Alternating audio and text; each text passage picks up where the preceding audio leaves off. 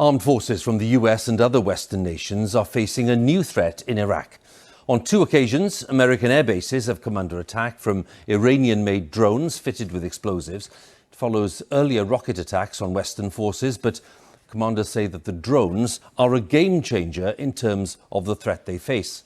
Iran denies involvement, but its proxies in Iraq, the Shia militia, have been growing in strength recently. What is in effect a shadow war is taking place between the US and Iran, with Iraq as the battleground.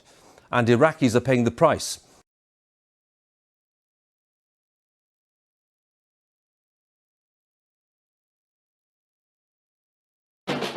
Protesting for 6 consecutive weeks, Colombians are keeping up the pressure on the government. Thousands have taken to the streets of the capital once again, denouncing police brutality amid nationwide protests. At least 58 people have been killed in clashes with police, while thousands have been injured. Since protests began back in April, the situation has spiraled out of control. In Cali, where the army was deployed, on May 28, 13 people were shot dead by police. Several officers are now under investigation. The crackdown on protesters has also led to outrage around the world. A foreign delegation is set to wrap up a 3-day visit to Colombia on Thursday. This as Human Rights Watch says it already has incriminating evidence against the government.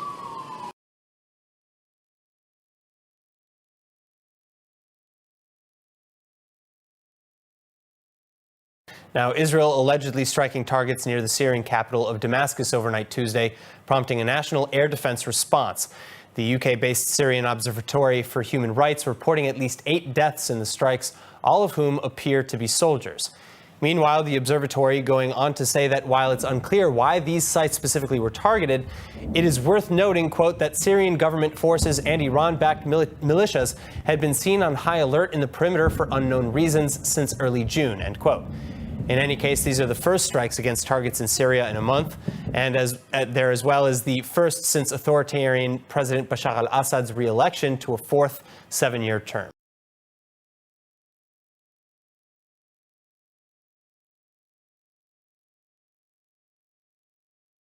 Myanmar's ruling junta has hit the country's deposed leader Aung San Suu Kyi with fresh corruption charges. She has been accused of accepting illegal payments in gold and more than $500,000 in cash. A former Yangon region chief minister alleged that Suu Kyi had accepted $600,000 in cash and around 11 kilograms of gold from him. A state-run newspaper then reported that Anti-Corruption Commission had proof that Suu Kyi misused her rank for foul play. She has been charged under Anti-Corruption Law, Section 55. She has also been accused of abusing her authority while renting 2 areas of land for her charitable foundation. Her lawyer called the corruption charges absurd. 2 high-stakes trials are due to start next week. Suu Kyi faces charges of violating restrictions during last year's election campaign and possessing unlicensed walkie-talkies.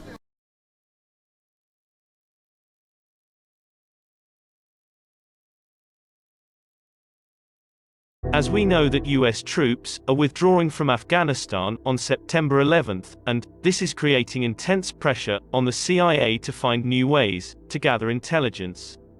But the agency has few good options, and the option is to build a base on the border of Pakistan so that the Taliban and Al-Qaeda could be monitored. But Pakistan is not saying anything clearly about this. And now, according to the sources, Pakistani officials clearly said, from their side, that Pakistan will not allow drone bases to be established in its territory. Earlier on June 6, Burns, the director of the CIA, had called for a meeting with military chief Bajwa and ISI Director General. The meeting was about the possibility of counter-terrorism cooperation between the 2 sides. And, that is, by establishing a base in Pakistan, so that it can attack the hideouts of militia from there, but Pakistan is not in the mood to give it a base.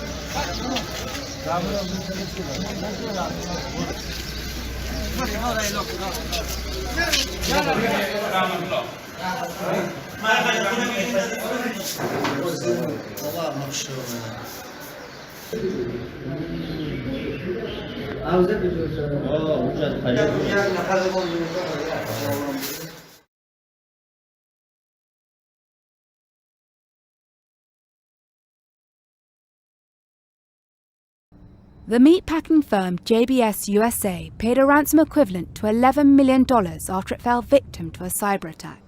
The company's US CEO said on Wednesday they made the payment to protect their customers. Last week's cyber attack led to the suspension of cattle slaughtering at all of JBS's US plants for a day. The company produces nearly a quarter of America's beef, and there were fears that the disruption would threaten food supply chains and further inflate food prices. The attack also disrupted JBS's operations in Australia. Ransom software works by encrypting victims' data. Typically, hackers will offer the victim a key in return for cryptocurrency payments.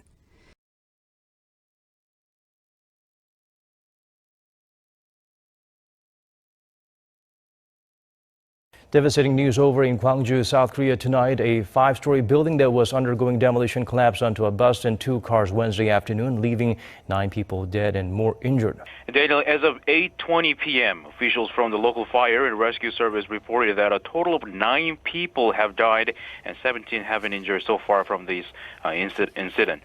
8 people have been rescued. Now, this incident occurred at around 4:20 p.m. on a Wednesday in the southwestern city of Gwangju, where 5-story building undergoing demolition collapsed onto a bus and 2 cars. As of 7:09, official statement was released by local fire and rescue authorities, reporting the first death at the scene. They found 3 more people, but they died while being transported to hospital. Later, at around 8 p.m., rescuers found 5 more people who had already died.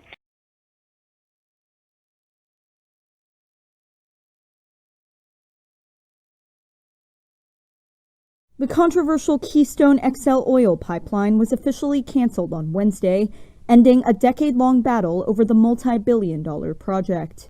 The 1,200-mile U.S.-Canada pipeline has become a flashpoint in the fight against climate change.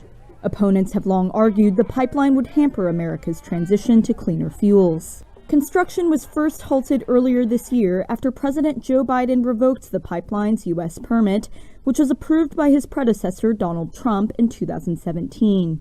That angered Canadian officials as it delivered a blow to that country's oil industry. The pipeline was expected to carry 830,000 barrels of oil sands crude per day from Alberta to Nebraska. First proposed in 2008, the pipeline has been delayed for the past 12 years due to opposition from U.S. landowners, Native American tribes, and environmentalists.